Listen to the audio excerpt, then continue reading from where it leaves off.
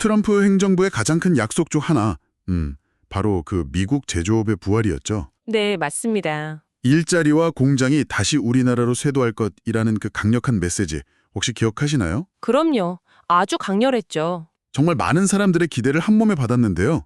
그런데 오늘 우리가 함께 살펴볼 당신이 보내주신 자료들은요. 그 약속과는 전혀 다른 현실을 이야기하고 있습니다. 네, 그 격차가 아주 크죠. 과연 그 화려한 약속은 어떻게 되었을까요? 왜 미국의 제조업 르네상스는 보이지 않는 걸까요?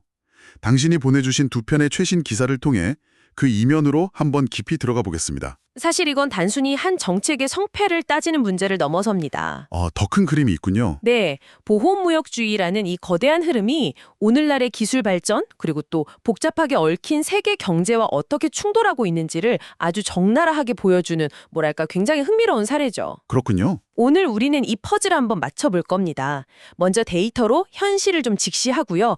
그 원인을 파헤친 뒤에 이 현상이 미국을 넘어서서 전 세계에 던지는 의미가 무엇인지 그 큰 그림까지 함께 그려보겠습니다. 좋습니다. 그 약속이 정말 강렬했는데 말씀하신 자료를 보니 현실은 완전히 다른 이야기를 하고 있는 것 같네요. 지금 제조업 상황이 구체적으로 어떻다고 나와 있나요? 시작부터 좀 암울합니다. 트럼프 대통령이 취임했을 때 이미 미국 제조업이 2년간의 불황을 겪고 있었거든요. 네, 그랬었죠. 그런데 자료에 따르면 지금은 그 위축이 3년째 접어들었다고 합니다. 공장들은 계속해서 일자리를 줄이고 있고요. 작년 11월까지 1년 동안 제조업 부용이 0.6% 감소했다는 그런 구체적인 수치도 보입니다. 이게 단순히 최근의 경기 변동 때문만은 아닌 거겠죠. 그렇습니다. 아주 중요한 지적인데요. 더 큰 그림을 보면 미국의 산업 생산은 지난 20년간 거의 제자리 걸음이었습니다. 20년 동안요? 네, 같은 기간 동안 서비스 부문이 폭발적으로 성장한 것과는 완전히 다른 모습이죠. 이건 그냥 경제 보고서에 나오는 숫자로만 볼 문제가 아닙니다. 어떤 의미죠? 그 자료에서도 언급하듯이 이런 제조업의 쇠퇴는 아카데미상을 받은 영화의 배경이 되거나 한 시대를 정의하는 문학 작품의 소재가 될 정도로 미국 사회에 아주 깊은 상처와 좌절감을 남긴 일종의 문화적 현상이기도 합니다. 바로 그 지점에서 이야기가 정말 흥미로워집니다. 자료들은 트럼프의 정책이 제조업 부활에 그냥 실패한 수준을 넘어서 오히려 적극적으로 해를 끼쳤을 수 있다는 신호를 포착하고 있거든요. 맞습니다. 이건 정말 약속과는 정반대의 결과인데 대체 왜 이런 일이 벌어진 걸까요? 기사들이 공통적으로 지적하는 두 가지 핵심 원인이 있습니다. 네. 첫 번째는 높은 이자율입니다. 아시다시피 제조업은 비싼 장비를 들여와야 하고 또 대규모 부채를 통해 자금을 조달하는 경우가 많아서 금리 변화에 아주 민감하거든요. 그렇죠, 그렇죠. 작은 금리 변화에도 이자 부담이 확 늘어날 수 있으니까요. 맞습니다. 그런데 연준이 인플레이션을 잡기 위해서 2023년 초에 금리를 큰 폭으로 올렸고 공교롭게도 이 시점이 제조업 불황이 본격적으로 시작된 시점과 거의 일치합니다. 현상이었잖아요. 이걸 트럼프 행정부 정책 탓으로만 돌릴 수 있을까요? 그러니까 그 행정부 정책의 영향이 정말 그렇게 유의미한 차이를 만들었다고 볼 수 있는 건가요?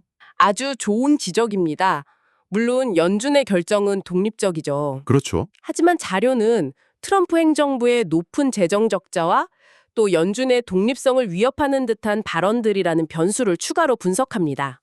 그런 변수들이요? 네, 이런 요인들이 미국 국채의 매력을 떨어뜨려서 결과적으로 기업들이 돈을 빌리는 비용, 그러니까 차입 비용을 간접적으로 상승시키는 효과를 낳았을 수 있다는 겁니다. 연준의 직접적인 금리 인상에 더해서 정책적 환경이 기업들의 부담을 더 가중시킨 셈이죠. 알겠습니다. 직접적인 원인은 아니더라도 부정적인 환경을 조성하는 데 일조했을 수 있다는 분석이군요. 그럼 두 번째 원인은 뭔가요? 두 번째 원인은 더 직설적입니다. 바로 관세 정책 그 자체에서 비롯된 불확실성입니다. 불확실성. 미국 제조업 생산량의 거의 4분의 1이 해외로 수출되고요. 동시에 자동차용 접착제나 코팅제, 플라스틱 원료, 또 의약품 원료 같은 수많은 부품을 수입에 의존합니다. 공급망이 정말 거미줄처럼 얽혀 있군요. 바로 그겁니다. 그런데 갑자기 관세가 부과되면 이 복잡한 공급망이 막 흔들리고 기업들 입장에서는 몇 년 앞을 내다보는 장기 계획을 세우는 게 거의 불가능해집니다. 그렇죠. 이 불확실성이라는 말이 좀 추상적으로 들릴 수 있지만 기업 경영에 있어서는 이게 치명적인 독이 될 수 있죠. 들이 불확실성 때문에 힘들다고 말하는 게 그냥 앓는 소리가 아닐 겁니다. 혹시 자료에 이게 실제 수치로 드러난 부분이 있나요? 예를 들면 관세 발표 직후에 뭐 주문량이 줄었다거나 하는 식으로요? 네, 있습니다.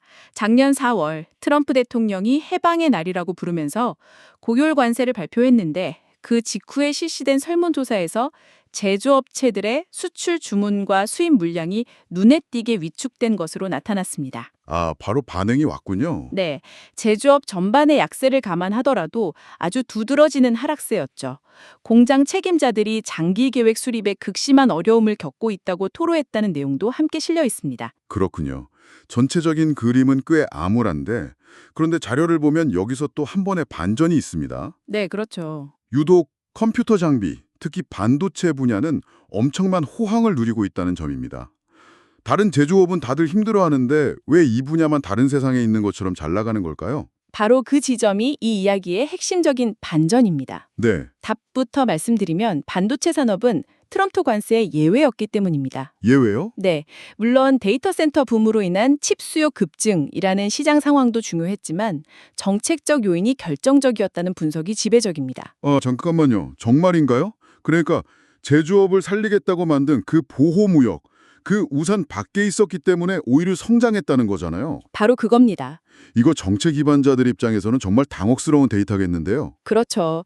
아프리시타스 이코노믹스의 분석가 조세 폴리타노의 분석을 기사가 인용하고 있는데 컴퓨터 관련 부품들은 트럼프의 고율 관세에서 대부분 면제되었습니다. 아, 면제가 됐군요. 네, 특정 국가에 대한 상호 관세 대상에서도 제외됐고요. 심지어 최근에는 트럼프 대통령이 최첨단 AI 모델 훈련에 사용되는 칩의 중국 수출을 막기 위해 만들었던 수출 통제 체제까지 일부 완화했습니다. 정말 역설적이네요. 의도적으로 보호하지 않은 산업이 가장 큰 성공을 거두었다니. 맞습니다. 그래서 자료는 이례적으로 자유무역에 가까운 환경이 이 산업에 엄청난 활력을 불어넣었다고 분석합니다. 말 그대로 규칙을 증명하는 예외인 셈이죠. 미국 내 반도체 산업의 이 아이러니한 성공을 보고 나니 시야를 좀 더 넓혀보고 싶어지네요.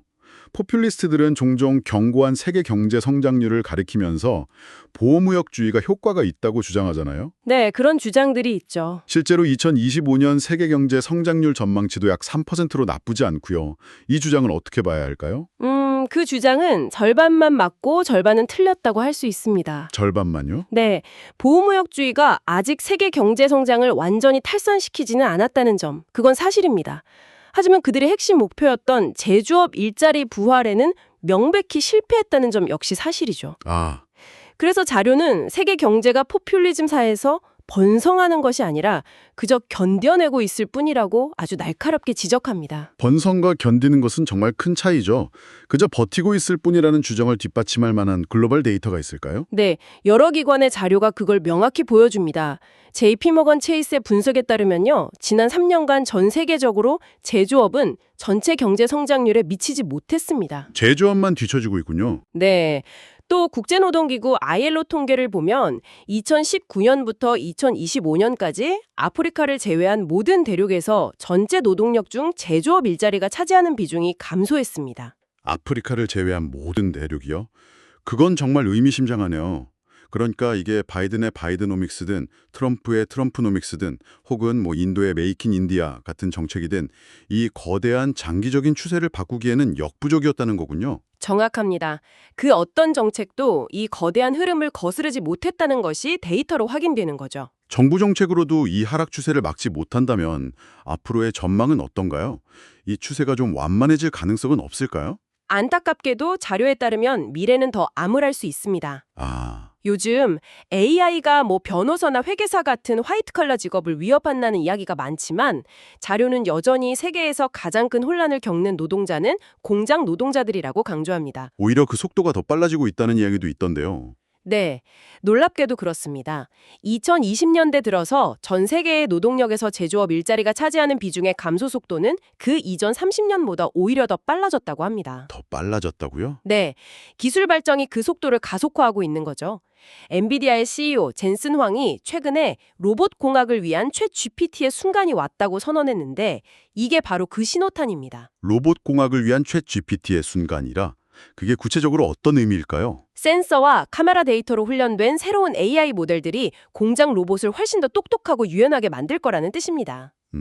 이건 물론 생산성을 높이는 데는 큰 도움이 되겠지만 정치인들이 그토록 만들고 싶어하는 바로 그 일자리는 지금보다 훨씬 더 희소하고 만들 가능성이 높습니다. 그렇다면 전 세계적으로 제조업이 번성하는 곳은 이제 아예 없는 건가요? 그런데 기사에서 중국이라는 예외적인 사례를 언급하더군요. 아, 네, 중국 이야기요. 네. 제조업이 번성하고 일자리도 비교적 안정적인 유일한 곳이라고요. 전 세계 제조업 부가가치의 거의 3분의 1을 차지할 정도라니 이건 어떻게 봐야 할까요? 혹시 중국이 모범 사례가 될 수는 없을까요? 중요한 질문입니다. 하지만 자료는 중국의 성공이 우리가 따라야 할 단순한 모범 사례는 아니라고 분명히 선을 긋습니다. 아, 그런가요? 네, 중국의 제조업 강세는 사실 국가 주도의 막대한 자금 지원이 시장을 왜곡시킨 결과물에 가깝습니다. 그 과정에서 발생한 중국 공장들의 엄청난 과잉 생산 능력은 지금 중국이 겪고 있는 디플레이션 문제의 핵심 원인 중 하나가 되고 있기도 하죠. 그렇군요. 다른 나라들이 쉽게 따라할 수도 또 해서도 안 되는 방식입니다. 결국 세계 경제가 이 모든 보호무역주의의 파고 속에서도 그럭저럭 버텨낸 진짜 이유는 다른 곳에 있다는 결론에 이르게 되네요. 그렇습니다. 자료는 그 원동력을 두 가지로 명확하게 정리합니다. 첫째는 무역 장벽이 세워질 때마다 어떻게든 그것을 우회하는 새로운 길을 찾아내는 공급망과 같은 시장의 놀라운 적응력입니다. 시장의 힘이군요. 그리고 둘째는 워싱턴의 정책 기반자들이 아니라 미국 민간 부문이 주도한 AI 붐 덕분이라는 겁니다. 다시 말해 자유시장의 지속적인 성공이 보호무역주의가 끼치고 있는 손해를 간신히 가리고 있을 뿐이라는 거죠. 오늘 이야기를 정리해보니 그림이 명확해지네요. 당신이 보내주신 자료들을 통해 우리는 트럼프의 강력한 약속에도 불구하고 미국의 제조업 르네상스는 오지 않았다는 사실을 확인했습니다. 네, 그랬죠. 오히려 높은 금리와 정책적 불확실성 때문에 제조업에 해를 끼쳤을 가능성도 보았고요. 무엇보다 흥미로웠던 건 관세라는 보호막에서 예외였던 반도체 산업의 호황이 역설적으로 자유무역의 중요성을 보여줬다는 점입니다. 아주 핵심적인 부분이었죠. 그리고 이런 제조업 일자리 감소는 미국만의 현상이 아니며 AI 같은 기술 발전으로 인해 전 세계적으로 더욱 가속화될 수 있다는 암울한 전망까지 짚어봤습니다. 오늘 이야기를 마무리하며 당신이 앞으로 뉴스를 보실 때 생각해 볼 만한 질문을 하나 던지고 싶습니다. 네, 어떤 질문인가요? 자료에 따르면 미국, 멕시코, 캐나다 협정, 즉 USMCA의 재검토 시점이 곧 다가온다고 합니다. 트럼프 대통령이 이 협정을 완전히 파기할 것 같지는 않지만 재협상 과정은 상당히 시끄러워질 수 있겠죠. 네, 분명 그럴 겁니다. 오늘 우리가 나눈 이야기에 비추어 이 협상 과정을 지켜보시면서 이 질문을 한번 떠올려 보시면 어떨까요? 어쩌면 정부가 특정 산업을 돕는 최선의 방법은 예측 가능한 안정성을 제공하고 그저 길을 비켜주는 것일지도 모릅니다. 이토록 복잡하게 연결되고 빠르게 자동화되는 세상에서 한 산업을 돕는다는 것의 진정한 의미는 과연 무엇일까요?